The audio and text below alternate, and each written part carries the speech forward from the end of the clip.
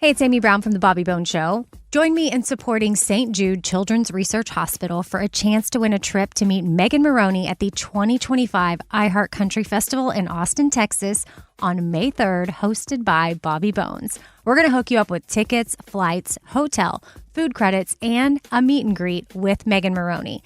Take action now to support St. Jude and help cure childhood cancer, and you're going to be entered for a chance to win. Visit iHeartCountryTrip.com to learn more.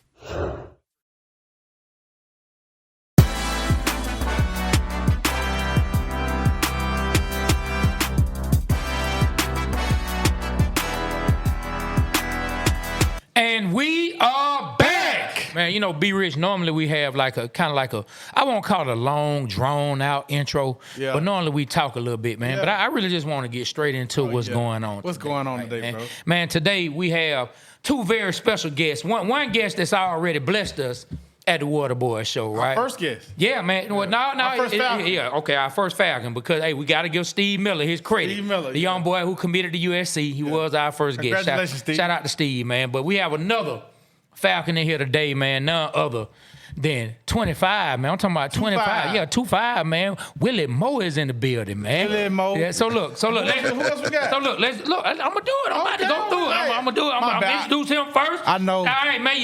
Look, the bounds are here. You're stepping over them. I forgot, You're man. stepping over the bounds. You know what you're doing. My bad. This is my part of the show. Well, I'm trying to keep up. Yeah, man. 25, man. One of the hardest hitters. Ooh. Knock your block off for the Falcons. But, hey, when you see them coming, the ball about to get knocked loose. Oh, yeah. The ball's getting knocked loose, and you're hitting the ground. Y'all give it up, man, for Willie Moe, man. Y'all give it up for Willie Moe. Hey, man, and then we also got, man, 55 all the way live, man. Back in the building. Man, I'm talking number one in your hearts. The one who everybody like, why can't we find another 55 to sack the quarterback, man? Y'all give it up for John Abraham, man. Give it up, man. Give it up, man. What's up, fellas?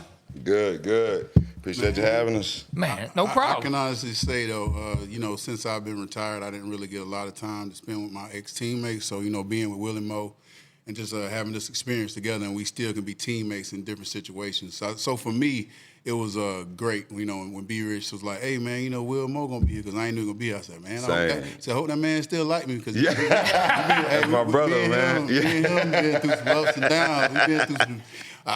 we were the epitome of athletes, and we were the epitome of not to do as athletes. we got both stories, man. But it's I understand how he grew up.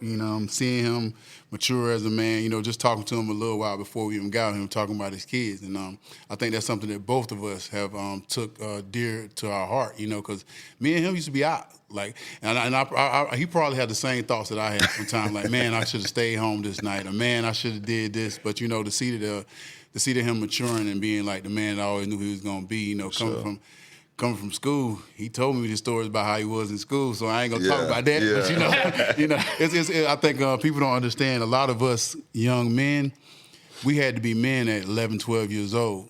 And so when we got this money, man, it was our time to be kids. For sure. A lot of us didn't learn how to spend money right. You know what I'm saying? I didn't know that, this tax was this and this is this. So, but, once we get that certain age, it click. We got to go through a little pain first, because we always feel like, man, once I get this check, man, everything going to be easy. Like I say, my thing was about football. I wish I would have realized that wasn't the end goal. My end goal was just the NFL. My end goal was just like, when I get here, man, I'm good. That is not life. That is not life. I ain't had nobody tell me, like, you got to do this right. You got to do this right. And, you can tell the difference between some of us that grew up in an environment that we was just trying to get out of it. Man, like, one of the things you said that I never heard before that I think is really deep that you just said is having to take on that role of like the man of the house, or the mentality of being older at a younger age. So then once you make it to the league, now it's your time to be a kid, and you get the money. I never heard that, man. You felt the same way? Oh, for sure. This is my guy, man. He way light years older than me. And when I came in, this is one of the guys, him and Roddy is two of the guys that I attracted to instantly, you know what I'm saying? And a lot of guys, hear a lot of guys talk about a pro's pro. You know what I'm saying? Oh, he's a pro's pro. He's who you want to be like. But they talking about football. I like guys who, you know what I'm saying, show me how to be off the field. You know what I'm saying? I'm talking about like real life. I ain't talking about a lot of people like to idolize guys that go straight by the book. And that ain't true. I feel like some of them guys we put on the front. You know what I'm saying? Don't sugarcoat it for me. Like, give me the real. And Abe and Roddy gave it to me real. They gave me the pros and cons of the league. You know what I'm saying? The good things can happen and the bad shit that can happen if you mess up, you do this. You know what I'm saying? They gave me heads up, and them guys prepared me for the league. Man, that's the reason I can focus on football so much, because they prepared me off the field. You know what I'm saying? What I need to do. Because, of course, all us coming in the league, we rappers with our heads cut off. You know what I'm saying? Just running around and enjoying the fruits of the labor, already. Yeah. But he tell you, hey, football your main goal here, man. All the other stuff gonna be there. You know what I'm saying? So I thank him every time. So this is what we want to do, man. We want to first learn more about you. For sure. And then we're gonna get y'all to come in and tell the stories. That's what like we originally just had Willie Moe on here, and they was talking so much shit, man. Like, we gotta have both of these ninjas on here, man, because this is funny. But we want to get into what you got going on now. Yeah. Start off talking about college, and then talk about your draft to the Falcons, and Trey lead us through that. But go ahead, let's start off. Yeah, just tell us where you at in 2024, Willie Moe. 2024, man. I'm at peace. That's number one. You know what I mean? That's a blessing. Yep. Had man, just being a great father to my kids. That's my number one goal through anything. Took time away from football as far as, when I first left, I got into coaching. Of course, I was doing the Rise Up Weekly show for the Falcons when I first left. But, I took a lot of time away from football. That was my main goal to be a father, you know what I mean? And that's my number one goal from anything, because I've never had one, you know what I'm saying? And we all fathers, so we understand. Absolutely. I love it. Absolutely. Yeah. And like I told a friend of mine, it's different when you raised without one, you know what I'm saying? Like I say, I was raised with my granny and my adopted parents, so I didn't have either, you know what I'm saying? So I take that very, very seriously, and that's my number one goal here today, just make sure my kids get a better opportunity than I got.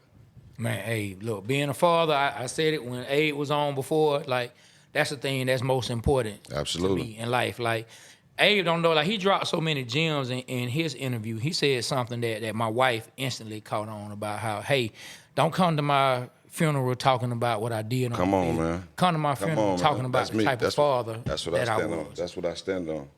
And I rarely do interviews because I hate to say one of them guys, and I don't like to, if I love the game. I love the game different than how other people love the game. This game has did things for me that, you know what I'm saying, I can't even. If football was a person, I have them tatted on me, you know what I'm saying? This game has took me away from things that Lord knows where I'd be without the game. So I love the game so much differently, and I don't sugarcoat it, you know what I'm saying? Like I see young cats that take advantage, the NIL deals and things like that, have no idea, you know what I'm saying? Like cats like us, we got it out the mud. Like it wasn't about money in college. We did it for the passion and the love of the game. You know what I'm saying? To see young cat, and I'm not mad at them. Go get your bread. Go get your money. Don't get it twisted. Now I love a check too now, but still understand the importance of what you're doing. What you're doing, and don't lose sight of that. You know what I'm saying? That's where a lot of people losing sight in what they're doing. You know what I'm saying? Like stay focused and understand this game provide different things. And I tell my son that all the time. You take the same rules from the game into life. Yeah. How old your son? He's 12. 12. That's your only one? Yeah, he's a baller. No, it's my only son. He's a baller though. Man, that's awesome. That's awesome. You playing football? Oh, he's a baller. Okay, gotcha. Promise you. What position? Wide receiver safety. Okay, yeah. okay. Okay, look. He said wide receiver, then he smiled. When he Yeah. He's the real deal. I give it to him. When we had Quincy Carter on, I want to get the mentality from both of y'all from the perspective of these kids getting the NIL deals. Quincy said the same thing you said about we did it for the passion for football. Mm-hmm. Are y'all getting a sense that the new kids, the kids of today, aren't doing it for the passion, or they just doing it because they want to get a check? Because I got that vibe from Quincy. I get that vibe from you. Mm-hmm. How do y'all feel about that? Well, me personally, I ain't mad at him at any situation because the end goal of life is to take care of your family. Absolutely, and for sure. to have a nice, bag, as they say it now. I told people all the time, and I'm being dead honest with myself, I played 1 year of high school football. So my love for sports was there, but my love for football wasn't. I didn't fall in love with football literally till I got to Atlanta, really. Same. I'm just being real. When I got to Atlanta, that's when I fell in love because I didn't have to worry no more. I didn't have to worry about collecting this money to make sure my family was okay. I tell people all the time, if I had NIL, y'all would have never met me. You gave me $200,000 in Timberville, South Carolina in 1990, bro. I'm good. Hey, I tell you, like how these kids are now, and you gotta understand if you know your end goal is really not to go to the NFL. If your end goal is just to take care of your mom, your end goal is do this. Sometimes $200,000 a meal is enough. Like, you know, if you want to go to the NFL, see, my thing is when I got to the league, my third year I went broke because I was taking care of everybody. Mm-hmm. That's what I said. And I thought I was being a man, you know, doing this, and my sisters, my nieces, nephews, my homeboys. This is something that I've told myself, and this is something I'm gonna live off for the rest of my days. I'm 46 now. If I want to leave it to you in my will, I ain't gonna give it to you now. Come on, man. So if you my homeboy, I need 10,000. My will would be my daughters and whoever else I love. Nah, I can't do it, bro. And that's just how I'm gonna live the rest of my life. And I wish I would have lived that when I played. But you know, I think you go through ups and downs in life, and you should never take stuff negatively. Like you should always I approach problems. I approach problems now with a question mark and not with an exclamation point. Mm-hmm. You know what I mean? Like it's a problem. Oh, I got it. No, it's a problem. I'm gonna handle it. That's the part about being a man, and that's the part about growing up. That's the part about stuff that I didn't get taught. Like a lot of stuff I didn't get taught. I seen my dad go to jail. That was just like I always thought I was going to jail. It was nothing in my mind that didn't tell me that I had a script that said you going to jail. You know, I didn't know I was gonna be an alcoholic, but I knew I was going to jail though. So it's a lot of stuff that we see in childhood trauma, a lot of stuff that you got to go through, and instead of trying to think you're cursed, you got to face it, but to turn your head away from it. Gotcha. I think we face stuff now. We take it. Oh, your dad used to mess with a lot of women. Yeah. Oh, I got to mess with a lot of men. Mm-hmm. Oh, your cousin used to play ball. I got to play ball. That's the only way I'm gonna be successful compared to like really doing what you love in life and enjoying it. And also start your own families. Like I don't think we should ever have to look back to take care of people anymore. Like that's what I did. And I know Will Moore had to do the same thing, man, because he's younger than me, but he was born with the same mentality. Oh, I got to take care of this person. I got to take care of this person. My homeboy he gonna need me because of this, and I need this. But you gotta let them be men too. Yeah, for sure. So how you feel about the NIL? What he just talked about? I'm the same way. I mean, it's dope to get your bag. You know what I'm saying? Especially for the young brothers, because time changed. Shit, the cost of living is through the roof. You know what I'm saying? This ain't back in the days. I'm sorry. I went to McDonald's the other day. No, this some real shit though. Hold on, go ahead. I got a meal. That shit was $12 for one meal. Man, bro, you 50 years old. What you expect? Bro, I was in a rush. It was like $2 then. Bro, it was like, I got the app, bro, so I be using before the my phone. pandemic, bro, a meal was like Get you $5, $6, bro. $5.69. For the same meal I just got. Yeah, Mickey D's. Man, go back to your NIL. Yeah, because Mickey D's, we ain't giving y'all no promo We unless get y'all your want to point, sponsor the what. Cost of living, man. That's all I'm saying. He right, bro. You need to get these big NIL. They at least give you more than one ketchup because they good for that. Nah, bro, don't even give you. You gotta ask for it. You gotta ask for Ketchup. it. You do all They that. want to charge you for real. They don't play with it. But no, check, in college, when I was going to Mizzou, man, I think our scholarship checks was like $700 some, bro. Yeah. And I remember we had a team meeting because we needed more money for the scholarship checks. I mean, cats was damn near bird. We was eating noodles, you know what I'm saying, in college. Mm-hmm. And, you know, I had other motion going on, so, you know, and I remember like yesterday. I told him. We get it. I told him. It's all good. We don't have to say nothing. I mean, but that's what taught me from, you know, being raised and shit. I ain't really get a grip on this money till I got to Atlanta, because Mizzou was get it how you live too, for real. You know what I'm saying? And the point is that I wouldn't want them young cats like right now to go through that. You know what I'm saying? That's different, like for real. Yeah. And everybody's not gonna make it to the league, so get your bag now. But again, on the flip side, hey man, like money ain't everything, and I'm here the first to tell you. We know now. If you going to, I don't know, you gonna go somewhere because what did I see that one of the kids, they were undefeated on a college team. I can't remember the team. Quarterback. They were undefeated, 4-0, I think, at the time. Oh, you talking about him and the running back decided to Vegas? leave because the team promised them. I think I Vegas? saw something. It might- UNLV, it might be. UNLV Vegas. The team promised them $100,000 to come there. Yeah. And they didn't honor They're that going in a deal. red shirt and taking the rest of the year. I'm like, now who wrong in that? You answer that, like, for real. Who wrong in that? Who you think wrong in that I situation? mean, if you're, Are you mad at the kid for like, man, you ain't get my paper? I'm finna go. it's like this. It's a two-edged sword. I feel where the kid coming from, but it hurts you to kind of snitch on it and then not play because it makes you look like you don't have passion for the game. Okay, that's the dilemma you putting them in when you got the NIL deal. When you give me your word as an organization, you feel me? I'm coming here based on what you told me, and if you don't give me my paper, then I can't play for you. I'm out. Can't be mad. Come on, man. I Like can't be that's, mad at them for that, but you know how society is. That's you know what- how that's the- This that's the shit that's going the on. NIL society. But what I'm trying to say is this, John. Is That can mess his draft it's stock like, up. It's That's like, why I it's see like, it. it's- hey, John, listen. Keep it a Exactly. buck. All them But keep it a people, buck, though. they stick with each other. Them colleges and them NFL, Right. they gon' all right, Oh, cool. 100%. And so that's what you know hurts what I me. was saying. What you about- mean? Like if he was to get, Like if he was to he- get drafted, just say teams, he'd be like, nah, we ain't messing with him. He worried about his money too you much. see, I said- But I that's think how they he- gonna paint it, because it's a good old boy But system. that's wrong though. Yeah, But it is. it is. Hold on, you 100%. got to see the aspect of his, and I ain't saying because he's a white quarterback, but does he need the money? That's why it's No, that shit don't mean nothing, bro. I don't care who it is. No, listen what I'm saying, Will. Sometimes people can walk away from it. I mean, like, he can, like, look, I don't care, like, about your money. It's the principle. It's the for me. principle, Because absolutely, y'all yeah, 'cause told I me do the this. same. That's- y'all I told do me it. this, so I go get I hurt, do it. and I only get, like, Right. 100,000. Like, I don't plan on being an NFL player. Right. Like, this is the money I was planning on using money now. to start my business or do this right here. And I'm not going to go out here and give y'all $100,000 worth of a business and I ain't getting nothing from it. Yeah. If you see it that way, like if somebody tell you, like, look, I'm gonna give you 3 albums. They give you 1 album, they sell $1 million, and they're like, well, I'm good. What you gonna do? Nah, you owe me 2. So he like, look, y'all owe me some more money. Or somebody asks you, if you get somebody 10 mil and they only do 10% of it, no, it's not right. Like, and then he just saying that I want to play, but look, I also got to like have my, I want to be credible. Right. I don't want every time y'all come to me, you can get him for cheap. Just tell him you're gonna give him this and he won't do it. Let me ask you this. Maybe, I don't know, maybe he could have handled it differently, not brought it public.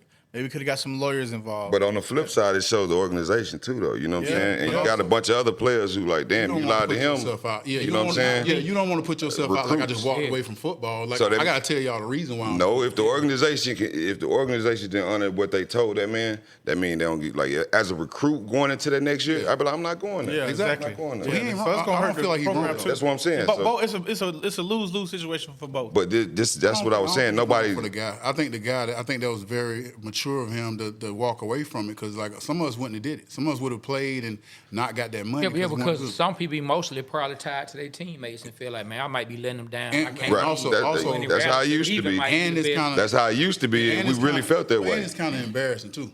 Like you ain't getting paid, you don't want everybody else to know that I ain't getting paid. Like sometimes it's kind of hard. So I've been in situations where people have got me for money and I'll never tell nobody about it because like you don't want to be like, oh man, Right, you that suck, dude right. did this. So Yeah. for him to be man enough to like, nah, they owe me money.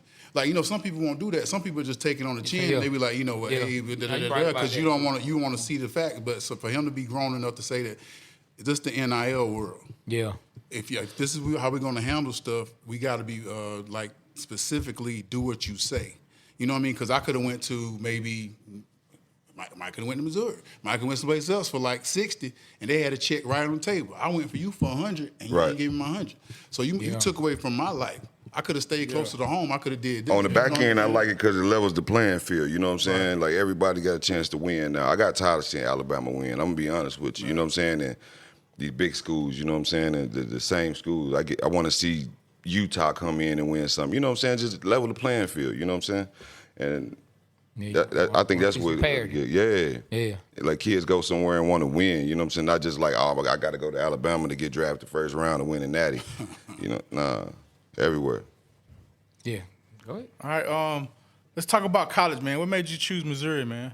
I'm a Missouri hometown boy, man, and born and raised in Missouri. Lived in St. Louis for a while, sitting down in the Blue Hill, Southeast Missouri. Really the only one from my school ever to get, So, were y'all ever ranked? what, school, high school? Missouri. Yeah, it was number you one in the played? nation, baby. I was number one when you played? Number one in the nation, How baby. was that, man? It was the best feeling in the world, man. So, You and Spoon were on the same team, yeah. right? I was a senior and he That's was what a I junior. thought. Yep. and Yeah. so this, they didn't win. Y'all didn't win the chip. Who did y'all No, play? Oklahoma knocked us off in the Big 12 championship. Okay, Yeah, okay. they got us, man. We had 2 losses. We was 12-2. We had 2 losses. Both of them was to Oklahoma. Okay, so how it feel to be the number one team in the nation? That was the Like, best I don't feeling. think John in South Carolina. I don't know. I don't even think they were ranked. I think they was. No, I think we were last. Right? No. Y'all pretty good now. Just that right there was a turning point for that program. Yeah. I don't think we ever looked back since that day, man. Mizzou been on fire since, you know, and other people don't see it, but people who's been there and, you know where we come from, like, I don't think Mizzou looked back since. So, like, go ahead. I got a question, man. Like, staying close to home, like, is it regrettable or is it a good thing because you got to represent your city? Like, I went to South Carolina, but, you know, like he was talking about, like, man, I lost every game. Right. Like my senior year, I was 0-11. Do you think that had an aspect on your NFL career, like staying close to home, being close to friends, and if you would have went someplace else, you might have went and felt so tied down, or you might have felt like I didn't have to do this. Like you had to keep it real more because you was at home. I mean, this probably, I don't know how far-fetched this is, but I played for 3 teams my whole career playing football. High school, college, and NFL. I've been on one team. That's crazy. I saw that. At each level, just one team. And both of them were black and gold. My high school and college was black and gold. I thought I was going to go to the Saints Yeah. in the NFL. I was like, that would have been. And the guys that was looking at me, they came to work me out, but they ended up going Malcolm Jenkins first round. So I was like, that was crazy. Man, I want to ask you this, though, about college. You know, the 2.5 that's on your necklace. You know, I read about why you wear the number 2.5. For sure. Would you mind sharing that Absolutely. with everyone? Yep. My guy, Aaron O'Neal, he was freshman coming in out of high school. We lived in the same dorm. That was my guy. And it's crazy. I was the only freshman with a car at the time. You know, in college, you got a car. You the man, you feel me? Yeah. So I'm in the dorm. I'm the only one with a car. And I only trusted one person to drive my car, and that was Ayo. He was a linebacker from St. Louis. And we had dreams, man. We would sit in practice and, you know, red-shirted. So our first year we red-shirted, we'd just sit, we'd be on the practice squad, and we always talk about what we gonna be all the time, man. And we had class. It was just during the summer we had to take summer school, and we was in math class. And we used to go in the morning because it's so we can go to work. No, we go work out in the morning since it's cooler, then go to the afternoon math class. But this morning he missed, and I texted like, "Where you at?" And he was like, "He's gonna go to the afternoon workout, you know, because it's hotter in the afternoon." Yeah. But point is, we in the morning workout and go to class. We was like, you know, we get the news that he just went to practice and I'm gonna workout and passed out. It was hot. You know, Missouri get hot. People don't know that. Like we get real dry heat. You know what I'm saying? And he just went to practice and passed out. You know what I'm saying? And face first in the dirt. You know what I'm saying? And he ain't never get back up. Oh, wow. So And he died died on the facility? He died in Wow. practice. Yeah, Damn. I yeah, didn't know about that, man. Sorry to yeah. hear that. It's all good, man. Yeah, that was my guy. So I promised his dad, you know, since as long as I'm playing football, I'm gonna rock 2.5. You know what I'm saying? When I first got to the league, Von Hutch. I think Hutch. Yeah, Von had number 25, and I was the Falcons. Yeah, for the Falcons, and I really wanted the number, but I improved myself. You know what I'm saying? Yeah. And keep him out second round, but I ain't just finna come in and I ain't even got that much authority. But he was nice enough he tried to give it to me. I said, "No, bro, I'm gonna earn it." You know what I'm saying? And then Tell you, the 2.5, man, it seemed like the Falcons that were always hard hitters. Scott yeah. Case. See, I ain't do my research then. I was doing it for this reason, and come to find out, Scott. Then I started, you know, I was like, yeah, he was a baller. Yeah, so you came in and represented 2.5 great. For sure. Yeah, for sure. I appreciate that. I do my research. He was a baller. So you tell us about, like, we loved his story about draft night. So tell us about draft night, and who did you think he was going to? Who did you talk to? What did anybody say you in the dreams, and were you pissed? Like, tell us that story, man. Long story short, I knew I was coming to Atlanta this whole time. I don't know why. It was just a feeling. You know, I used to come to Atlanta all the time in like 8th grade, down here all the time. I had some family and friends from down here, but all my workouts was Atlanta, man. They kept coming to the school doing private workouts, and I've had other places like New Orleans. They came down to see me or whatnot, but they pick was so high, and I was coming off of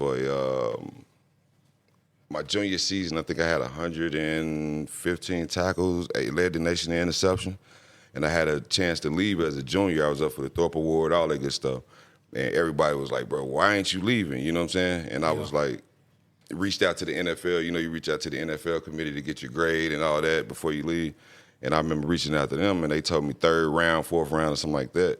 And nobody else believed. I'm like, nah, they told me 3rd round. They was like, nah, bro, you definitely top 10. And then you see all this other Mel Kiper and all them, like, I'm going top 10, but I'm like, none of this making sense. Which is it? Because I'm ready. I'll leave now if it's top 10 now. Yeah. But I ain't finna gamble, you know what I'm saying? Don't put yourself in a bad position. Right. But again, I got my adopted parents, they great people, you know what I'm saying? I was raised by them since I was young. And the number one goal was to graduate college, you know what I'm saying? So I promised them that, and I came back. Most of the guys, Chase Daniel, Jerry Macklin, everybody was just like, we're going to try to do this thing one more time. So I came back, ended up getting hurt, I guess you call it, you know what I'm saying? Probably missed 2 games my senior year, and I don't know how the draft stuff work, you know what I'm saying? I guess they want perfection after you come back as a junior, but that ain't how this football work, you know what I'm saying? I went from 115 tackles, that's the reason I said that, but the next year as a senior, I get 85 tackles, which is still great. Yeah, it's still great. You say you missed 2 games. Yeah, but that's still great, but it's hard to top 115. Yeah. But to them, it's like, oh, he fell off. You know what I'm saying? And that's the bad part about coming back and trying to exceed. So do you think you would have gone higher if you would have came out your junior year? I think so, man. That was a damn good season that year. To the people, what round were you drafted? Second round. Yep. So, 2009. And how many safeties were drafted before you? And did you have a lot? I was pissed that day, bro. I went from the number 1 safety on the board to like, I seen, you know what really took the cake, and there's no disrespect to him because he ended up having a decent NFL career, but it was a damn safety from. Can't even name the school, but he was the 109th ranked safety in the nation. 109th. From a small school, bro, that you never heard of. Yeah. And they picked, I don't want to say his name, but they picked him. We're going to call him Buddy. Yeah, Buddy. But when he got picked before me, man, and that nobody ever heard of him, you know, the sleeper, I guess. Yeah. I said, I'm watching it, you know what I'm saying? But again, I'm a child from Missouri that NFL was way out of here, so I'm still grateful for the, you know what I'm saying, to be in a conversation, you know what I'm saying? But still, I'm watching all these guys go, and I'm like, nah, G. You know what I'm saying? I know I'm like that, you know what I'm saying? I know I'm like that. So that made you have a chip on your shoulder? shoulder? Hell yeah, from day one. Like, I didn't even celebrate. I didn't even want to celebrate. My mom, everybody was crying, you know what I'm saying? And it was absolutely beautiful day, you know what I'm saying? But Falcons didn't let me enjoy my day, but they flew me out the same day. I had the whole, the block. Yeah. You know, the whole hood was out, you know what I'm saying? And maybe it was good that you left. Yeah, I said that too. We had a good party set up, but I remember they called and said, hey, how far you away from Memphis, Tennessee? We sitting for Parade Jerry. You go on down there and you fly with him. I was just about to say you can't with Parade Jerry, right? Yeah, that's my guy, yeah. Let me ask you this. In the draft process, did they ever try to use any personal things against you? No, they use personal things. You know, that's what they do. That's what they do, for sure. At the, what's the thing down there? The Combine. I was thinking Ricky Symposium, but the Combine. Yeah, I remember sitting in with a specific team. I did a year in juvenile when I was young in the Division of Youth Service when I was probably like 15, I think. Just normal bad kid. I did a year in there. And I remember sitting in with this NFL team, and they was deep. They probably had like 12 people in there, you know what I mean? I got some teams probably like 3 people, just the GM and the head coach. But these folks had like 13 people in there. And I come in there, it was dark, you know what I'm saying? It was just different. And he just started drilling me like, I see you stole somebody's video game, woo, woo, woo. And, oh, wow. Yeah, and I was like, how you know that? He was like, we know everything. And he was like, why'd you steal it? Did you steal it because you didn't have it or you want it, woo, woo? And I was like, I ain't know no better. I was a kid, you know what I'm saying? Yeah. And they just got quiet and just started writing.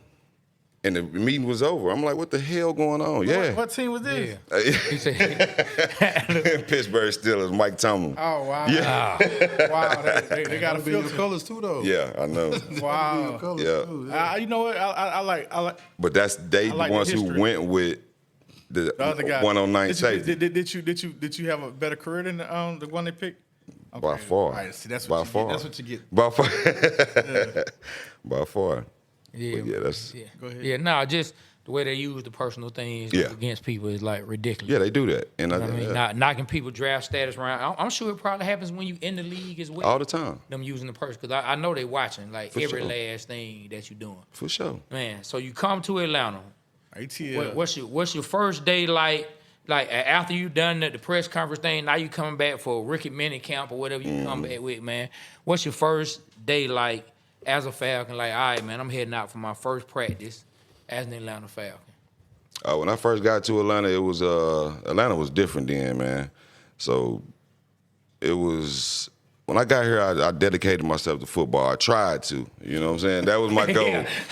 But that's how. Look at the But no, smile on I his did. face. No, I did. That's the only way I survived. Because if Yeah. I did it, I would have been out here for real, like Yeah. bad. You know what I'm saying? You're right. Because I really had football in the front of my mind, like Yeah. you know what I'm saying. I want to be great.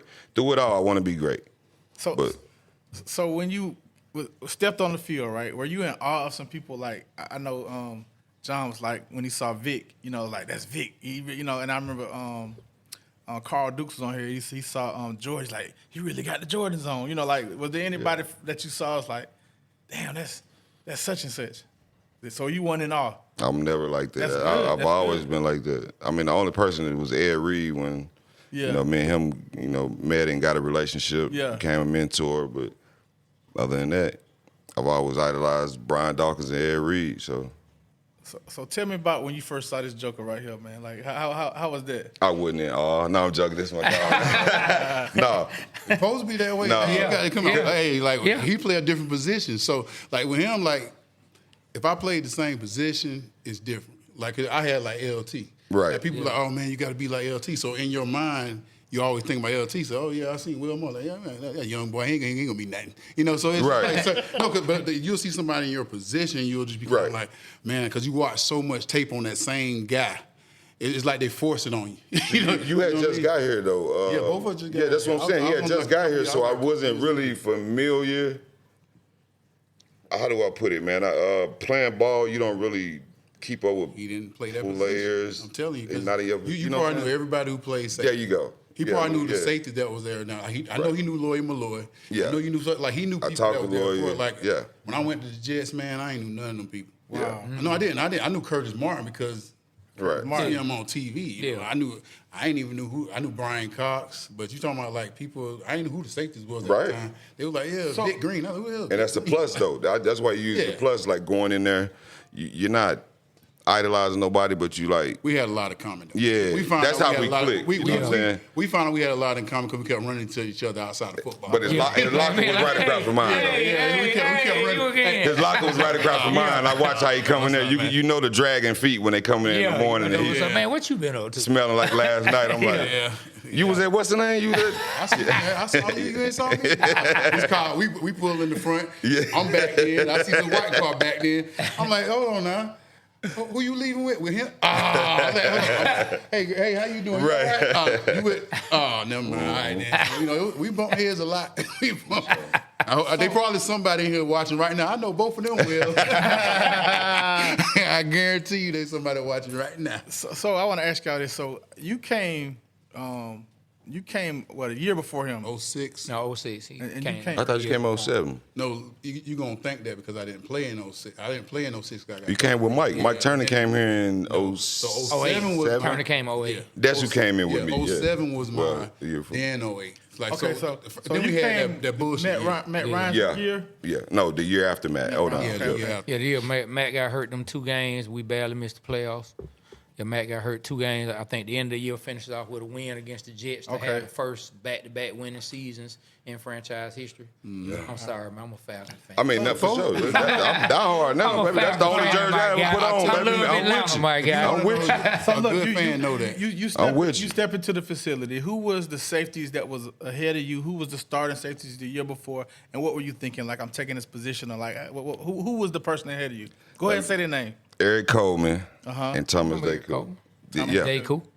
Eric and So how did you feel? Like, all right, I'm finna take these ninjas position, or like? Nah, man, I ain't gonna lie. He knew he was gonna take it. I love EC because we played with the Jets together, and I just happen to have a Jets hat on today. I'm trying to represent everybody. Good luck, Aaron Rodgers and all y'all other people. But when he came in the building, I knew he was gonna be that guy. And I'm not saying this because we're on this podcast, but you can tell like the swagger that some people have. And EC is I'm saying he's a good dude. Yeah, that's my guy. When it comes to somebody who a dog, and when you see him in practice and you scared him, because I'm looking like this dude coming in like a linebacker. They told me he played safety. And I'm looking at even like how he came to practice, he had the attitude. You know, he had that 25 on, he had the rag down like this. I said, man, I don't know what hood he from, but I like this guy. I ain't had nobody like, since lawyer, I ain't had a guy that, you know, can like get me crunk on defense. Yeah. You know, I'm looking like, we got one. I was all right. But then, you know, we had Sean come too, and we had a lot of other guys too. But I knew that man, like, was going to be one. Like, and I ain't saying that I don't say that about a lot of players because I've seen so many people. But when I saw how he, even how he acted in the locker room, he was way maturer than, like, you would think a rookie would. Yeah. When you coming in, I'm thinking, like, this dude talking to me like he know Right. me. Like, bro, like, I was about bro, to I'm say 7 that. years. I'm like, this guy talking to me like he supposed to be, no, you a rookie. You ain't supposed to be on me like this. I was You about to sitting say there that talking to me when I like, came, when you asked me did I idolize anybody, it was more like I don't idolize him, but I look up to him. Like, you know what I'm saying? Like, his locker was right across from mine, slightly to the left a little bit. Well, he was all over the damn place. He had, But yeah, he was right over there by me. But when I came in, I had a bunch of vets right around me, and, you know, it's usually how it be. But I'm gonna be honest with you, man. When Mike P come in, Mike Peterson. That same year, he came same year? I think he came Or right in. after? No, he came later, didn't he? Right after? Oh, he was there. No, he was there with my rookie year. Yeah, that's right. Yeah, he was there. 08, 09. Yeah. Our whole He was there. mentality changed when you came. Like, our Yeah, mentality because I think changed. Brooklyn left after 08. Yeah, Mike P was there. Yeah, Mike P was there. Mentality changed. Michael P. So that's why I told you when I got there, it was between the nothing but lines, us Trey. in there. You know what Yeah. I'm saying? And that's not taking away. It was just like a bunch of. Yeah, I get it. It was a bunch of feel me? people that Yeah, we hang get out with each other. Yeah, it was a bunch of Everybody, folks. Like, You know what I'm saying? This is the only team that I've been on.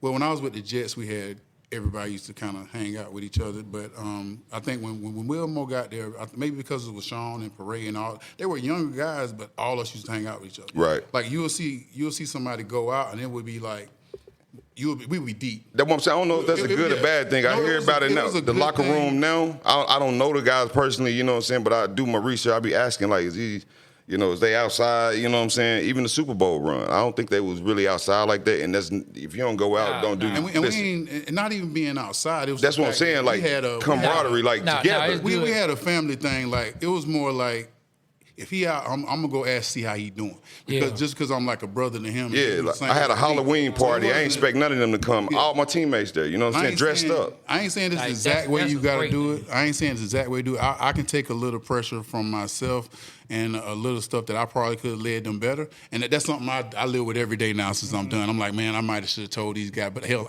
I wasn't taught that way. Yeah, that's the toughest thing when people we look at our minds, we be like, man, I should have done this, but I'm like, man, I was not taught this way. Yeah. You taught to lead by actions, right? Only thing I was taught is just make sure they was taken care of. So whenever he goes someplace, security, make sure you look out for make sure you look out for this boy here.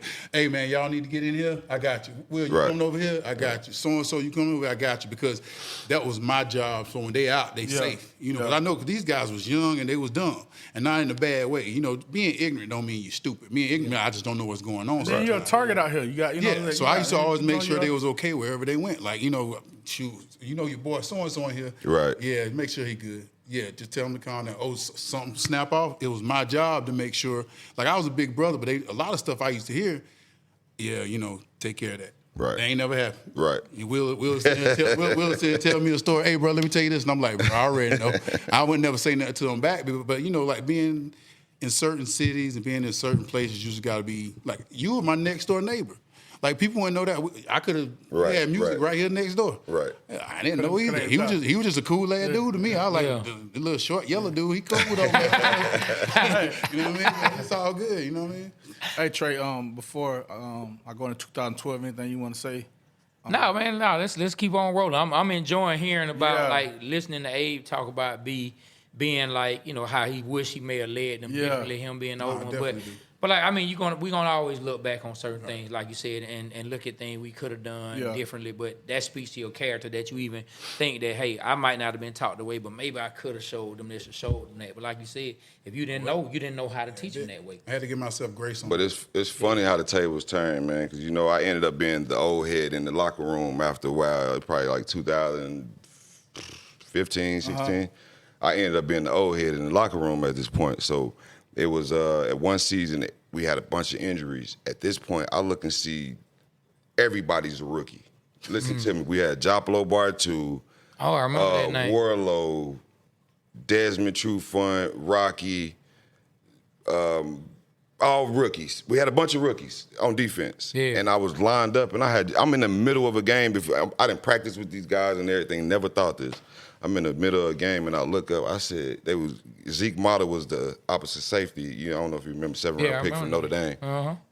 Thomas Zeku got hurt. Yeah, I remember and Zeke. Zeke came in, and Zeke was like, "What's the call, Will? What's the call?" And I'm like, and I'm not used to that. Yeah. And I'm, when Thomas Zeku was here, we get the call. You know what I'm saying? We both know our shit. Go do what you need to do. You know what I'm saying? But every play, Zeke, well, what's the call? What's the call? I'm like, hold up, man, God, you feel me? Like, grown, man. Now here I go, like, now the corner's like, Wilma, what's the call? I'm like, hold on, man. Now we 60-yard run down the field. I'm like, damn, what's going on here? Had to grow up. Then at that moment, I was like, you know what?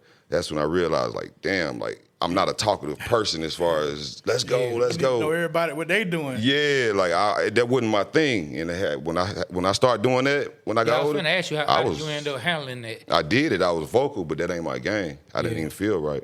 Yeah. Well, I mean, everybody lead different. That's why I said I'm one of them guys. Like, I like to go play. You know what I'm saying? Like, I ain't finna sit here and it's good you know your place, because everybody, if you know your part, you know your part. Right. You can't make. But I tried something different, and it didn't even. Because in the NFL they'll tell you, like, it's weird, like, be about the team, but in the back end you like, I gotta take care of myself. Right. You know what I'm saying? And I've always been a team guy. Yeah. I've been a captain on every level, from high school to college and NFL. Okay. You know what I'm saying? I take pride in that. All right, so we had a chance to interview Roddy White, and we talked about 2012 year. I want both of y'all to elaborate on that year. He said that he felt like y'all had the best team. By far. He felt like that y'all would have went into Baltimore and won. We would have beat the shot. All of that. I watched the game 2 days ago, San Fran. Yeah, so talk about that year. Talk about your teammates. Talk about the camaraderie. Talk about the coaching. Just y'all go. Y'all I shouldn't have played that last game. I was just thinking, and I ain't trying to suck on my own penis or nothing like that. But check this out. No, check this out. Right. You woke him up. Right. Like I said, I ain't trying to, man. I'm gonna keep it 1,000, and it. Like, I'm gonna say one thing, Will Mo. Always give yourself grace and never knock anything that you did in your life, because you did it for a purpose. But I was looking at, because I think I just got to like 50 in the Hall of Fame thing, so I went to the 50th thing. So they was talking about the 2012 game. It's funny you said that. It was like 2012. John Abraham probably didn't play that game and got hurt, and we played San Francisco, and I was 100%. And I had to be honest. I'm like, dude, if I would have played, if I wouldn't have got hurt that game, and you know how you feel we about had that you game. on ground. If I only got hurt that game, if I could have played those playoff games, I was that kind of player that could have changed the thing. And I'm not saying that my team wasn't good enough, but sometimes you just missing the piece. Mm-hmm. I was that piece, because the game before, I don't see how we got lucky and got through Seattle. I was like, okay, cool, I'm playing this game. I'm going to be good. You know what I'm saying? My ankle, I still couldn't turn the corner like I wanted to.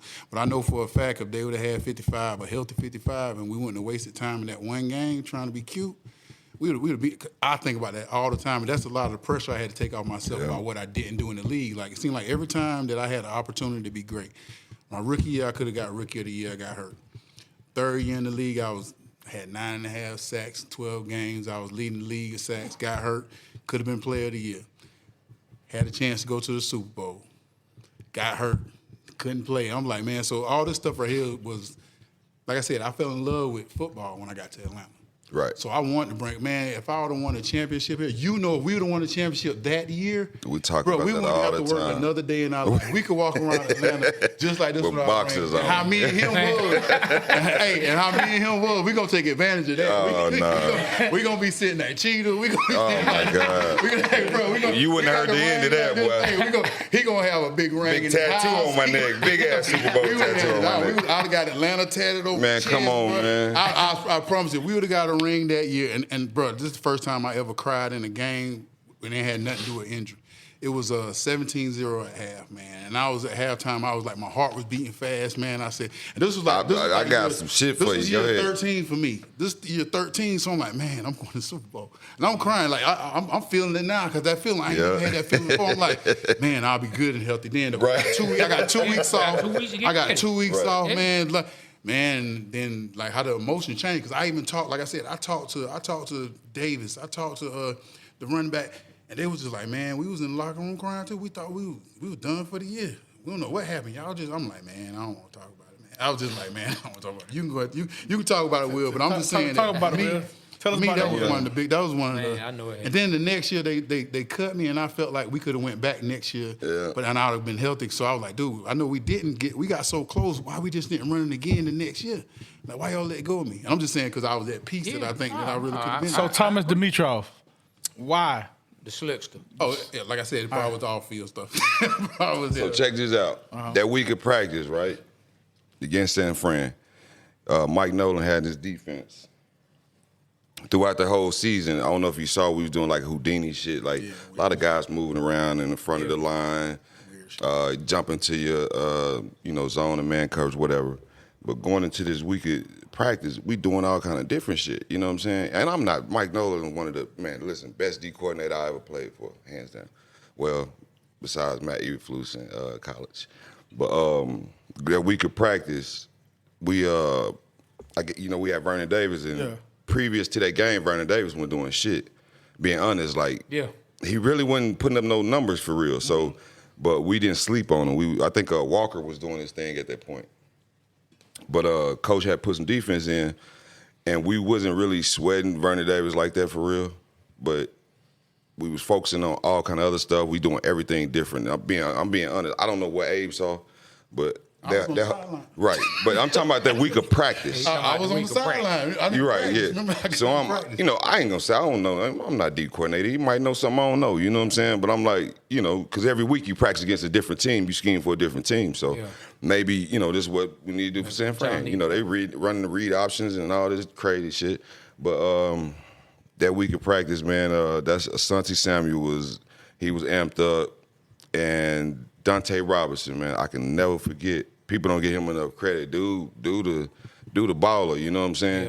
Yeah. And I never forget, going into that game, man, like you said, we was up at halftime, and I must have got excited. I'm on the sideline like, man, we going to the Super Bowl. I'm young, you feel me?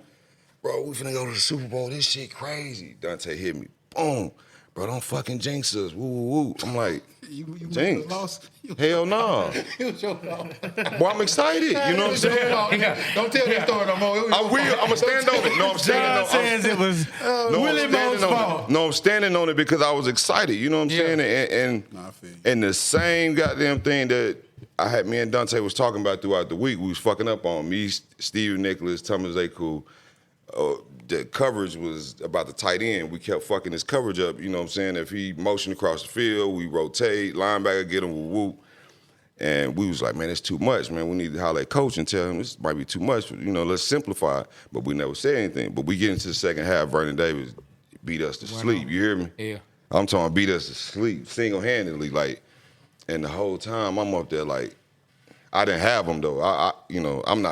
I fucked up a lot too, you know what I'm saying? But a lot of those plays were like missed assignments, and people always blame the offense. I don't blame the offense. I'm gonna be honest with you. You know what I like about I don't blame the offense. You know what I like they about gave us being 20, because 27 I points? felt like it was my fault. Hell nah. It Like hearing it from defense. him, it's like, man, it's like, no, it's just like, and if we was to talk to Matt Ryan or we was to talk to one of the offensive linemen, like everybody have a different they story probably when they put go it to on that them. game because Right. like that week, you said, man, I don't know what you thought about it, John.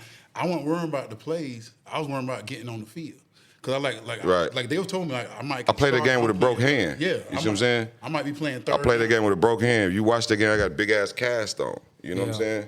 I broke my hand previous to that. It wasn't no way I was gonna miss that game. You know what I mean? I'm out there. I'm It's your beyond. chance. Yeah, I didn't. That's crazy. Didn't know that. Yeah, go look it up. I got big. I played in the Pro Bowl. Yeah, with it. I remember that. I remember Yeah. you used to wear that little black cast Yeah, or something. I had a big ass cast on my hand, and I was like, I'm going out there. I'm talking about hurting. You hear me? Like, and I'm like him. I was out there 80%. You know what I'm saying? Like I was good down here, but you know, I like to hit something and wrap up.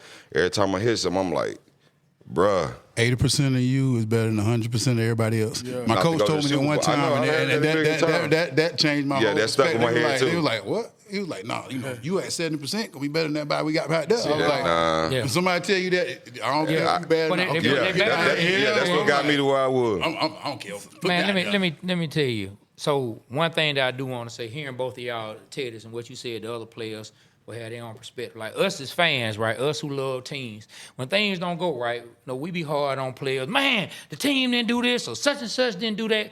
But we never think about the mentality of what's going on with the players who either lost the game or won the game.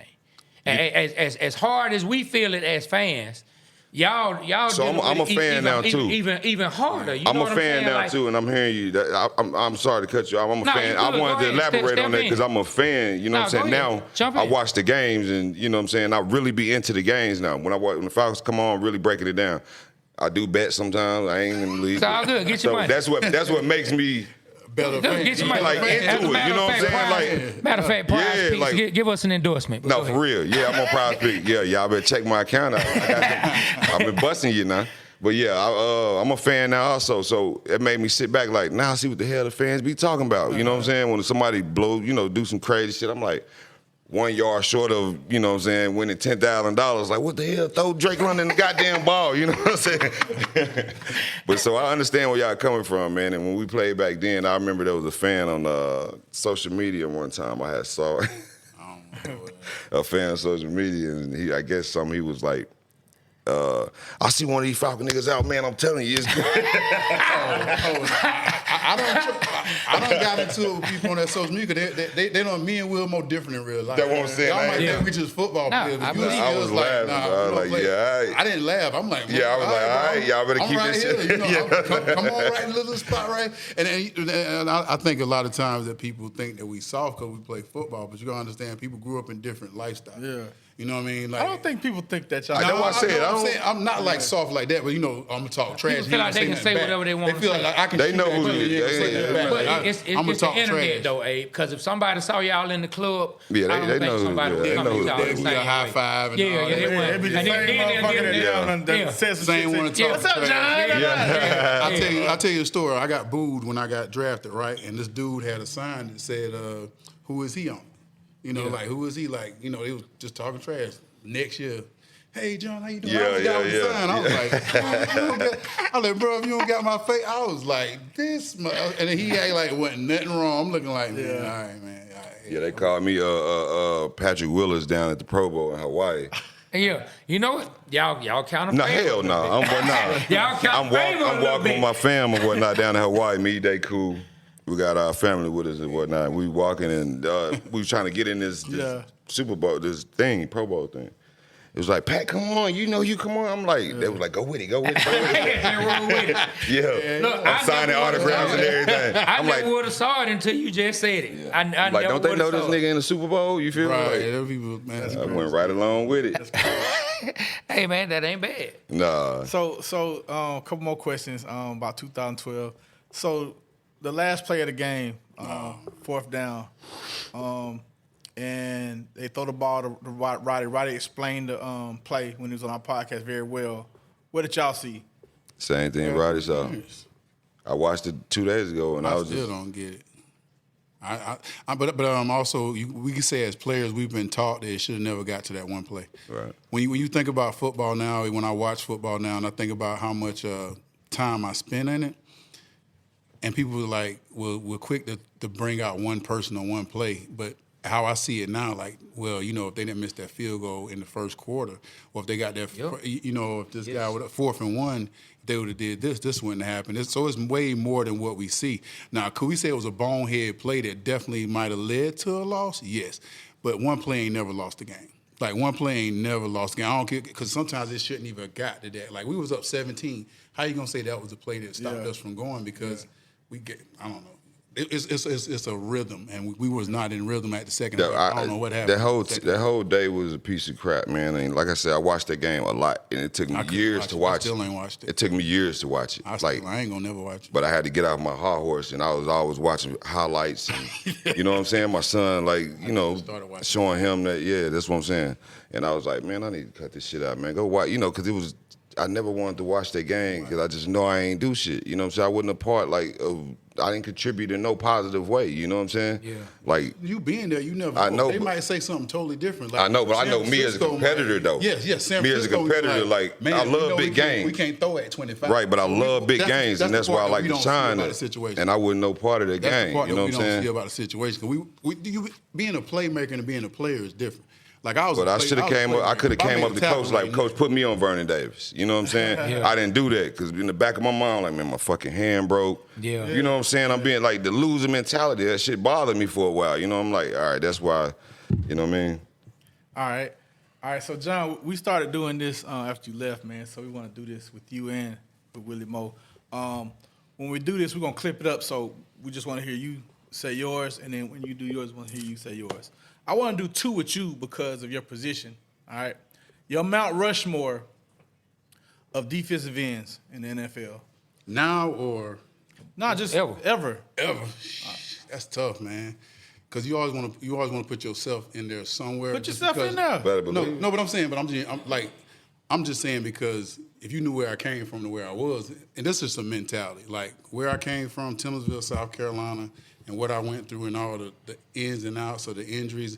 If I didn't have the injuries, this would not even be an issue about was I going to be in the Hall of Fame. I missed 40 games, and I'm still 13 all time. Awesome. I finished 9, and I'm 3rd all time in caused fumbles.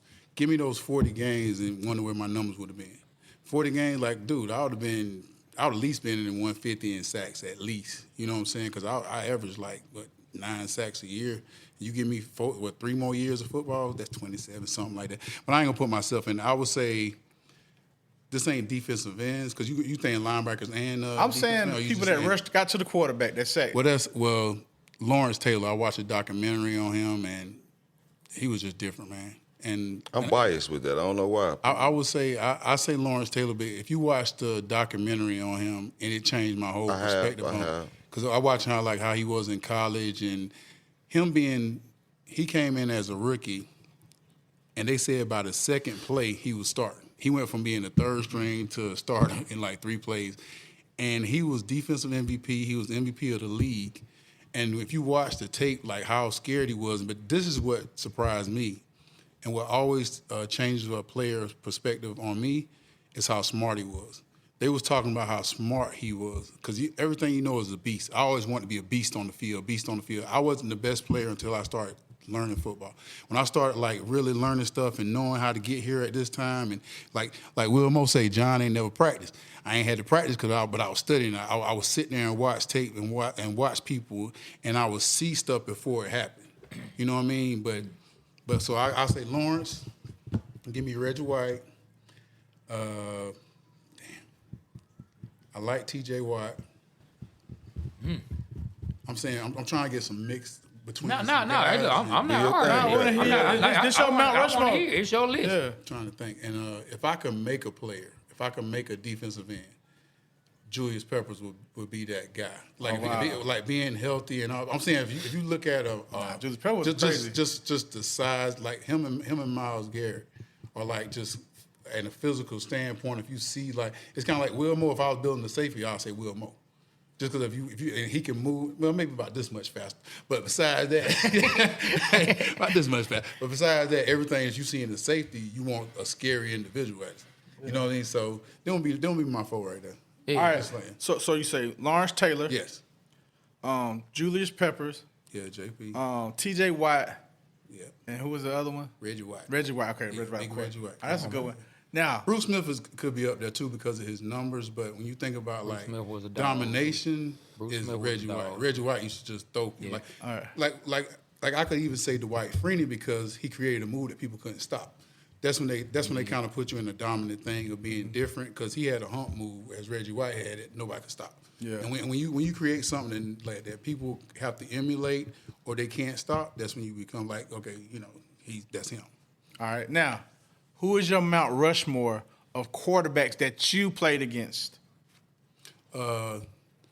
None, and none. I ain't never liked no quarterbacks, and I ain't giving no. You got to give me 4 quarterbacks, man. That were hard. That were hard. I ain't giving none no quarterback credit. Ain't no quarterback ever did shit for me.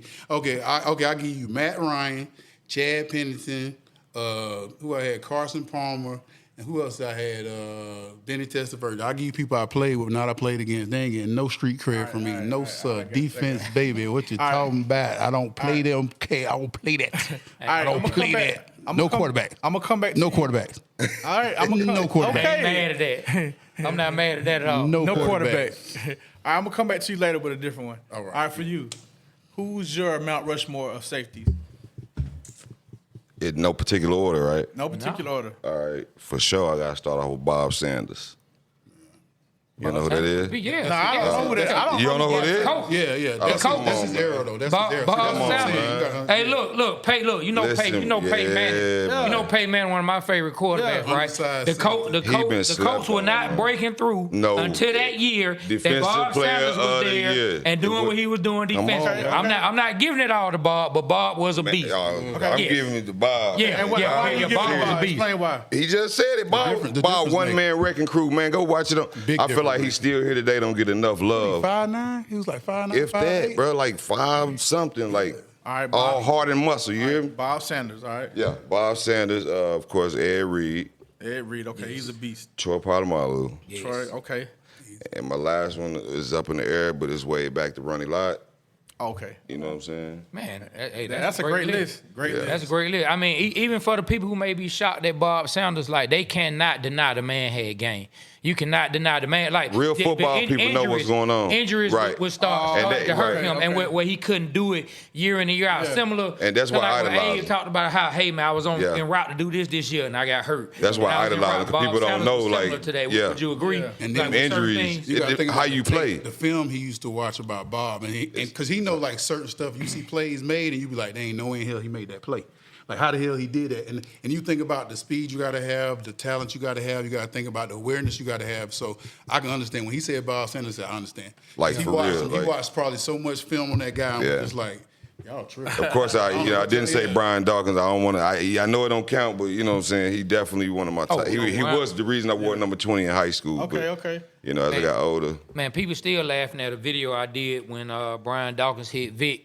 Yeah. And what was that, 2002? Vic, Yeah. Vic was going to the end zone. Yeah. Brian I ain't Dawkins gonna hit lie. him. About a missile. People still laugh because I I used to try to literally at the imitate, time, I said, no, he done Yeah. killed Vic. I thought Vic I was used to dead, try to man. imitate the dude so much, dog. Man. Brian Dawkins, he Weapon almost X. killed Vic and Crumpler. I was just about to say, And Crumpler. they Yeah, say he that killed- same game he got Crumpler. No, he caught Crumpler in 04. Oh, okay. He caught Crumpler in Both 04. of that- them folded up. Yeah. Yeah, Both of them Yeah, folded. he caught Crumpler up in Philly in the daytime in 04. I remember that. Folded him up, didn't I was like, boy.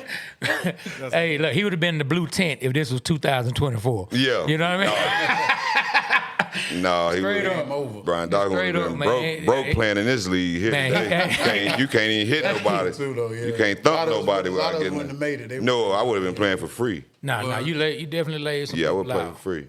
Man, hey, did you want to ask him another Mount Rushmore? Because I wanted to ask him something. You go ahead if you want. All right, yeah. All right. This for both of y'all. It don't matter if you played with them or you didn't. It's for the organization. The Mount Rushmore. Who's your Falcon all-time Mount Rushmore? How many? 4. I thought it was 5 people on the Mount Rushmore. Four. Is it? Yeah. Oh, I always be seeing these You little go memes. 5 out there. No, You can- hey, no, We can make yours 5. I'm joking. I knew it was 4. You live, baby boy. Remember, hold back now. It's your Mount This your Rushmore. Mount Rushmore. Yeah. Oh, okay. I was gonna say, That's I'm yours. different from people, man. I gotta go Roddy White, Julio Jones. Yeah, you play with them. Yeah, you understand the concept. You sure you don't want to go, man? Because I don't want to like. Nah, go ahead and finish it. All right, No, I would say. Hold on, let him finish. Let him finish. Matt, Roddy White, Julio Jones.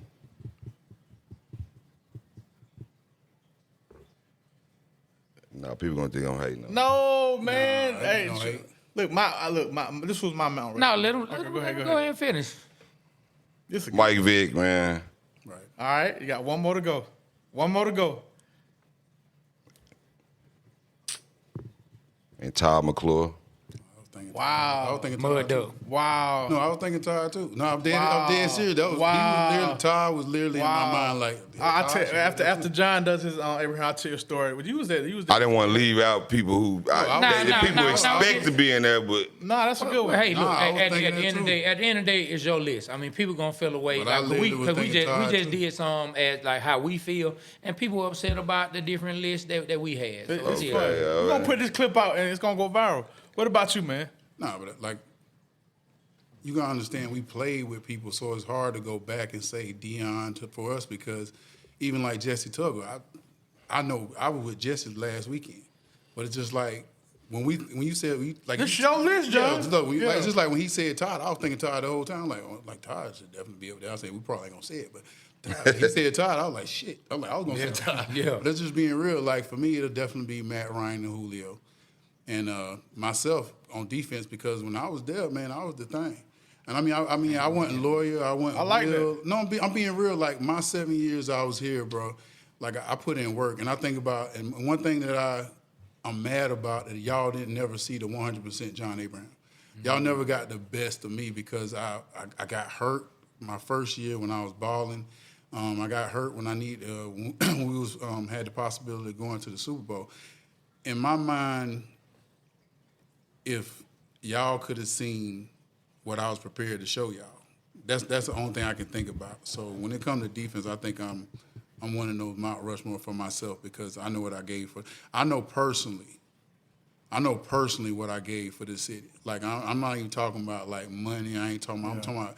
I remember how many times I sat on that training table. How many times I got shot in the. I broke my hand too. I had to wear a cast my rookie year before you got here. I ripped my groin. I mean, one time I ripped my groin again, and my ball was this big. My left ball was this big. Been there. And I still came and played that year. Like, so it was so much stuff that I remember my knee was. The sacrifices that you made. I shot my shoulder up to come in games. I came out of games so other people can get in games. If you ever look at your old pictures and you see how much tape you have on, you think about how stupid you was. I got a picture with a full sleeve on, this fresh as hell with the Falcons. Then I was just going through pictures and I see this big knee brace I had on. I'm like, damn, I played in that game. I look at another picture, I got spat on my right ankle. I'm like, damn, I played in that game. Wow. Look at another picture, I got this shoulder slang on. I'm like, damn, I played in that game. And I ain't even talking about just like all the stuff that, I can't even remember, but I don't remember half of the stuff till I start looking at pictures. I'm like, dang, oh yeah, I was hurt that game. Yeah, I played that game. Okay. So I'll put myself on there. You got one more to go. Who I got so far? You got Matt, Julio, Matt, Julio, yourself. I want to put Roddy in there because it's like Roddy and Todd are like two of a kind because when I came to the team, they were staples already, right? Like that's why we said Todd McClure because he was just like a staple. Like it was somebody. It's like your refrigerator. Yeah, he a fixture in the house. Yeah, like you don't move that. So when he came, it was kind of like him and Roddy were the two guys we knew that were the Falcons guys. That's a good analogy. Like they literally were the two Falcon guys. So it's hard to like say Roddy or Todd because both of them were like just like. But in my era, you gotta understand. I came when we had Jim Moore. We had Mike Vick, but I didn't get the whole Mike Vick experience. I didn't get to go to the little game and play like them kids did. I just got a little bit of Mike. You know what I'm saying? So, but I got the full spectrum of Matt Ryan. I got the full spectrum of Julio Jones from a rookie to being an All-Pro. I got the full spectrum of Todd McClure, like not making a Pro Bowl, which is ridiculous because the guy. He never made it. Ever? Never made a Pro Bowl. No. You sure? We can look it up. We can look it up. Man, but yeah, Todd McClure was a beast. Yeah, so I feel like he definitely like going to the event they had for Matt Ryan right before he got put into the Ring of Honor, having Todd McClure come out and speak with Harry and Matt. Too. like you see the influence and the help he was to Matt. No doubt. No, that whole offensive line. Like he just was, People don't know that. You could tell he was a leader. Yeah. You know what I mean? You could tell people followed the way he handled himself. Yeah. One thing they said about him was like he was a guy that just about anyone could be able to. That's talk what I was to just and about get to along say with that. and relate to. Like he was Yeah. that guy with no matter where you were from. I If was you in just the about to locker say room, that. When he you was got the a guy locker room, you got different that you could people. talk to. And I was, I controlled the speaker in the locker room. You know what I'm saying? And I make sure I play different music. You know what I'm saying? You might hear some Pac 1 second, you hear some Chris Stapleton the next. Oh wow! But I always tried to play like different music for different. I knew what was going on in the locker room, and I remember Mud Duck was.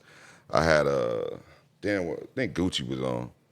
And I seen Mother came like, that's my shit, Will Mo, or something like that. And I was like, you got me playing this country music because I'm thinking this is what y'all want. He over that mother just, you feel me, getting ready for practice. I'm like, all right, okay.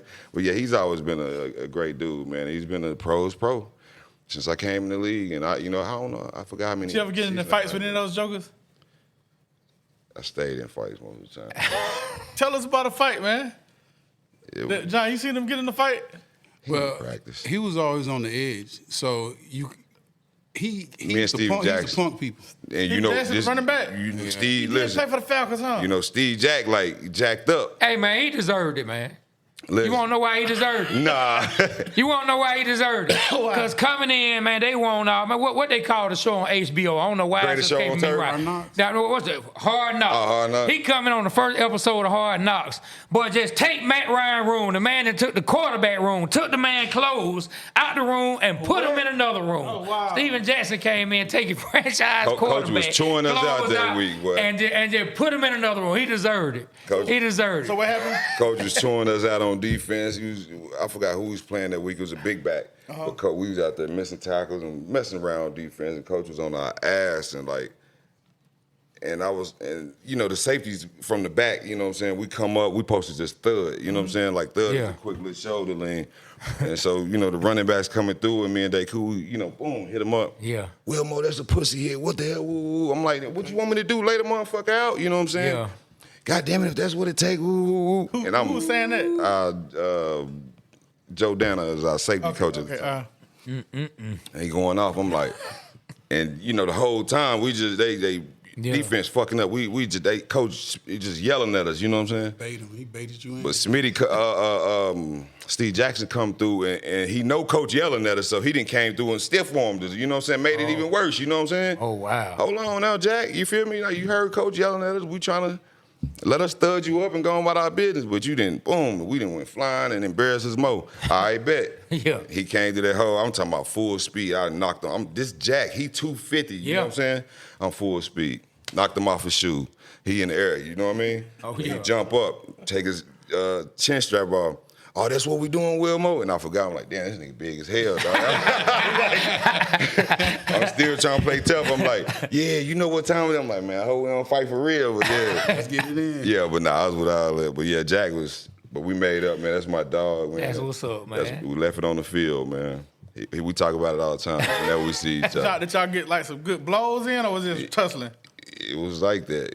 Like, no, when he jumped up, he ran towards me. He big as hell, so I had to reach out and grab him. By the time he hit me, everybody came broke it up. But he was, off the field, tried to, damn, that's what we doing? Man, we can do whatever you want to do, Jack. You know what I'm saying? Willie Moe, man. Do whatever you want to do, Jack. Man, John, I'm sorry. Go ahead, Trey. now I wanted to ask because like earlier we talked about one of the coaches. We talked about a few coaches. Yeah. But we talked about how some people in the city have like a negative perception of Dan Quinn. But you spoke about He the real your deal. perception of him and how you feel about Dan Quinn. Could you share that with everyone? Absolutely. Dan Quinn's a real deal, man. And I say that based off experience. I got one season in with him, 15, the year before the Super Bowl. Yeah. And when he came in, and I know what's up. I know that I've been around long enough to see the doors open and close with players coming in and out. You know what I'm saying? But this was my first time having a head coaching switch. So I'm not aware, how that works. Yeah. But when I heard through the grapevine, like, all right, when you get a new head coach, they got their guys. You know what I'm saying? They're going to bring their guys with them, or they got their guys that they like. So that was the case when they came in from Seattle. You know what I'm saying? They had I think his first shot was Super Bowl win. Yeah, they won a Super Yeah, Bowl. yeah. He was defensive coordinator. Yeah. And so when he came in, keep in mind, Seattle had Earl Thomas and Cam Chancellor. Yeah, I think they won 2 years. So when Dan Quinn came in, he tried to bring that energy into the room. Mm-hmm. You know what I'm saying? That environment to the room, like how they play. You know what I mean? And it was kind of like, what you call it? And I was the older guy in the D-back room. I was actually the oldest guy. So I'm in there like everything the safety coach at the time was saying, this is how Cam did it. This is how Earl did it. And I'm in there like, what we doing? Yeah. You know what I'm saying? This ain't Seattle. What we doing? Yeah. And I remember having a meeting with the safeties coach at the time. And I go to his office. He got pictures of Cam Chancellor and Earl Thomas in the damn room. So I'm for real, and I'm the older guy here. So I'm like, what we doing? You know what I'm saying? But we going over plays, and I'm being humble about it. So we get back to the meeting room. The safety coach say, "This is my room. I don't care how long you been in here.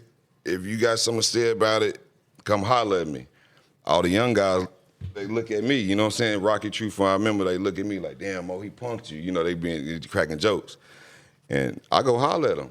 Yeah. You know what I'm saying? I go holler like, Coach, bro, this ain't Seattle, bro. I don't know what y'all got going on, bro. Like, and the word get back to Dan Quinn, you know what I'm saying? But Dan Quinn come holler at me. And Dan Quinn come holler at me.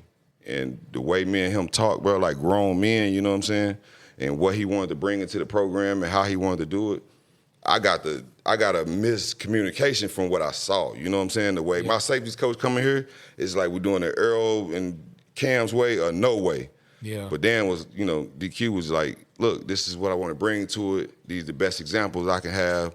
This is what I want to do. Woo, woo. And when he explained it to me, me and him, we had built a relationship. Yeah. And the way me and him built that relationship was off the field. So when we get on the field, dude stand up. And I'm talking about even to the day I got cut, he had called me. When I got cut, the Falcons went to the Super Bowl, and New England had called me up. And I flew down to have a workout with New England. And this was the year of the Super Bowl. Yep, 2016. Yeah, the year of I got cut. Yeah, New England flew me in. And I remember sitting with Bill Belichick and the D coordinator, Matt Patricia, I think. Yeah. Yeah. Yep. I remember sitting with them, and I remember them sitting there asking me a question about the stars on the Falcons.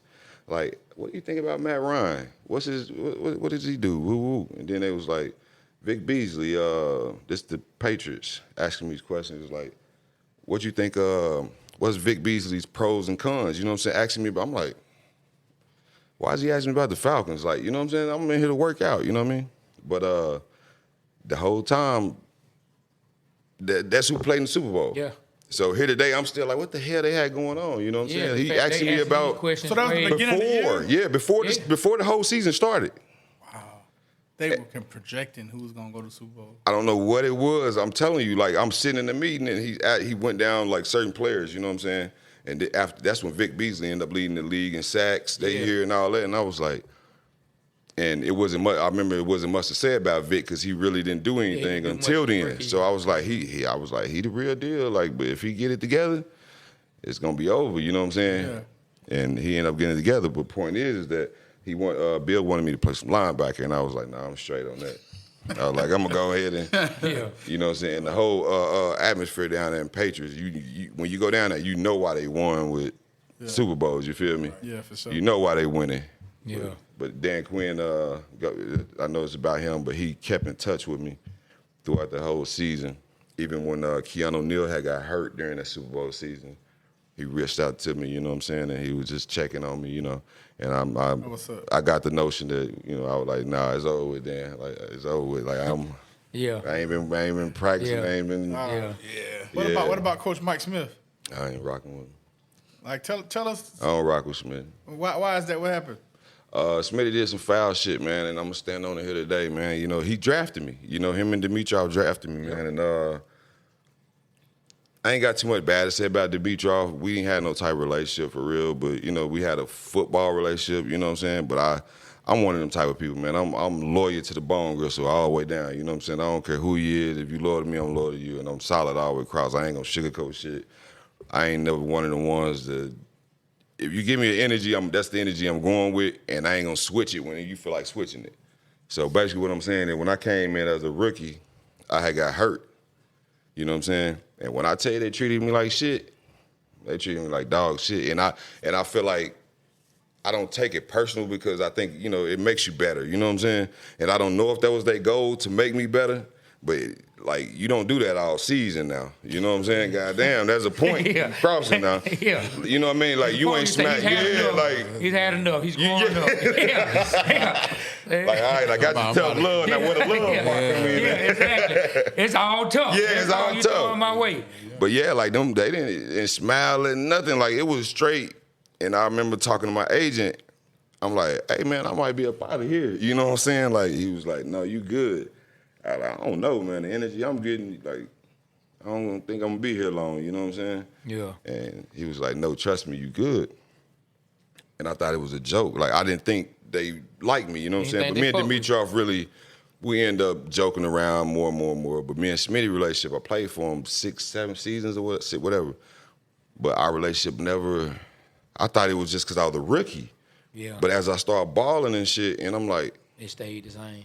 You know what I'm saying? Now I'm captain, and it ain't what really took the cake, and that's what all this is about. I had a roommate when we was, you know, home games. We stayed here in Atlanta in a hotel, and I had a roommate at the time, and we had meetings at 9:00, and we come from the meeting, and my roommate got some girls in the room. You know what I'm saying?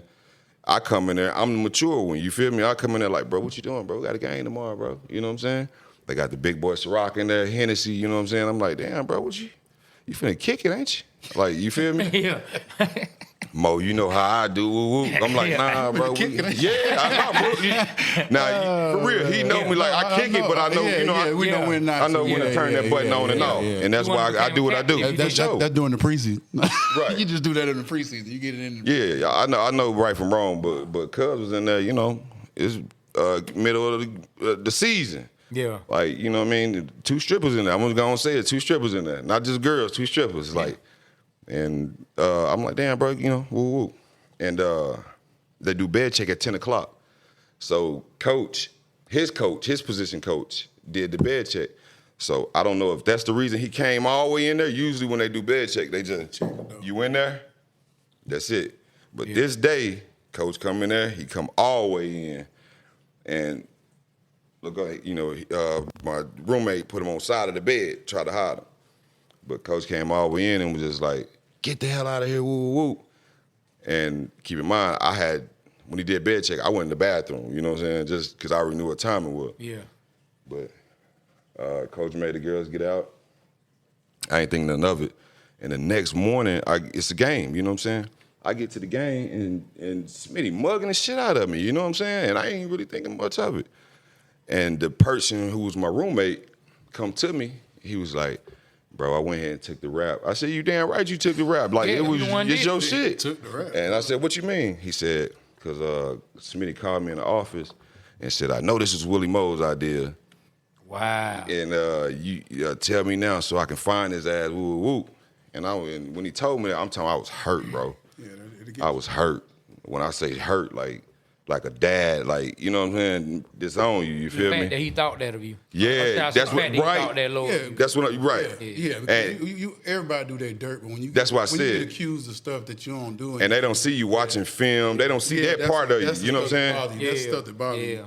They just take that one aspect of your life. But he thought something of me the day I came in here. You see what I'm saying? Like the day I got drafted, you know what I'm saying? Like I had this, you know what I'm saying? Because somebody mentioned it to me about my mom being on drugs and all this. You know what I'm saying? Like that ain't got nothing to do with me, bro. You know what I'm saying? I made it to this point for a reason. Yeah. But that was his idea of me from Freestyle Friday on Fridays when we had the Freestyle Friday going on. It was all good when we was undefeated. Yeah. But soon as we, you know, I think it was the next season or whatever it was, we started losing. And I come in the locker room and this shit off. You know what I'm saying? Like, hold on, what's going on? Word from upstairs, you cut that out. Woo woo. What you mean? That ain't got nothing to do with, you know what I'm saying? What we doing here? You feel me? Yeah. Like, what you thought we was gonna win every game? Because we, yeah. And now this is a distraction because we lost 2 straight. bro, what you got? Like, this ain't, nah, bro. I ride for whatever coach I play for. If you show me you care about me, man, you gonna get a, man, listen, I'll run through a brick wall for you. You hear me? But you show me anything else, bro. That's life, though. That's life. You gonna stand up for the Yeah, stand up all day. And like we stand talked on about, it. everybody have different experiences with different people. You know, like your experience with him obviously Right. wasn't the right one that you needed. You know, so you know it is what it is. Yeah, it's gonna be like that. I like I like the raw truth on things. Yeah, that's me. Different perspectives, because John gave us a different perspective and your perspective, and it's real. Yeah. So, but before we wrap up, you brought up the Freestyle Fridays, man. You know, me and this guy right here both come from the music industry. I don't know if you knew that or not, man. Man, so tell us, man, Willie Moore, man, when did the verses start, man? When did you know you like rapping? Because for a lot of us, it started at a very young age. I was young, bro. I was like, seriously, I was 12 years old, and I'm being dead ass serious. I was 12. My mama would tell you that, you know what I'm saying? And I remember a story. I got a great memory when it comes to childhood. But I remember we ain't had no lights on in the house, and it's not to be sad about it, but you know we didn't have no lights on in the house, and I remember getting this candle. I remember lighting this damn candle, and I remember having notebook paper, and I used to write. Back when we had the boom box, you got to press play and record to record. Yep. No, exactly. I mean that motherfucker flowing. I had I had two boom boxes. I had the small one, yeah, there you go, and a recording on the other one, and I had that. This was later on, and when I had that instrumental, "We'll Always Love Big Papa" instrumental by the Locks. Yeah, that "We'll Always Love," and I remember going off on there, and it was just like I loved it. You know what I'm saying? Yeah. And I had gold in my mouth, top and bottom. It said "Wheel Dog."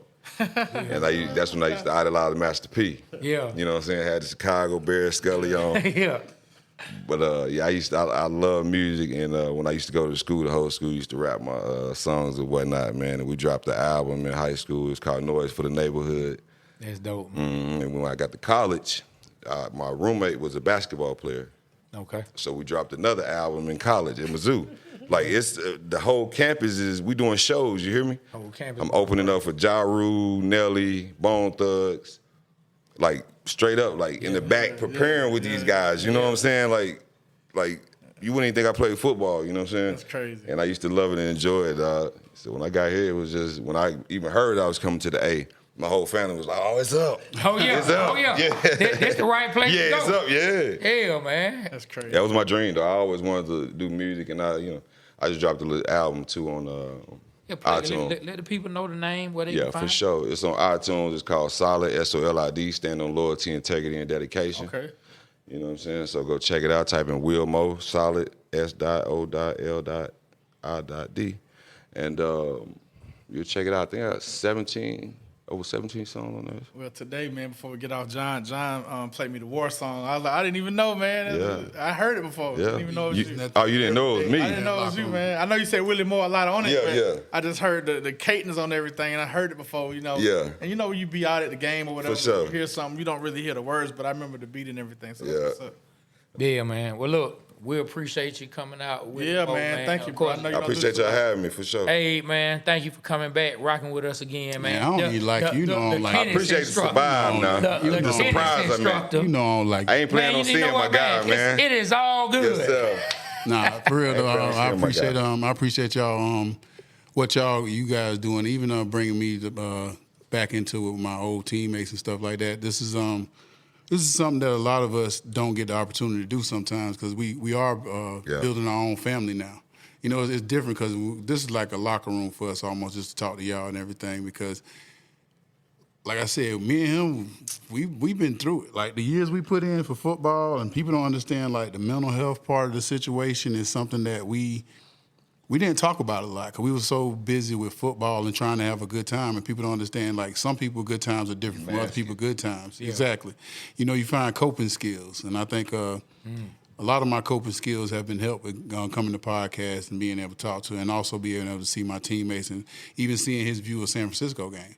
Like, he can watch it now. I can't watch it yet. You know what I'm saying? So it just helps out a lot, and I think it helped a lot of people out there also that maybe whether it's football, whether it's business, whether it's any kind of life situation, and knowing that people that have succeeded in life still have issues and still have problems. But also we enjoying life now. Being a dad is probably the most proudest thing that I can say in life. Now that I'm trying to be a dad, like, you know, I think Will Mopar did the same thing I did. When I was in the league, it was all about how much money I could spend. Now it's like how much time I can afford. Man. Hey, well, like I said, man, we just want to thank y'all, Willie Mo. Hey, man, you already know. To everybody out there watching, this is the Waterboyz Show. Give it up one more time for Willie Mo and John Abraham. Yeah. And hey, remember, like I always tell y'all, man, we represent Atlanta because Atlanta represents us. So on behalf of myself, Trey, my partner B-Rich, and Aaron Pittman, the Waterboyz Show, we are out. Kill the camera.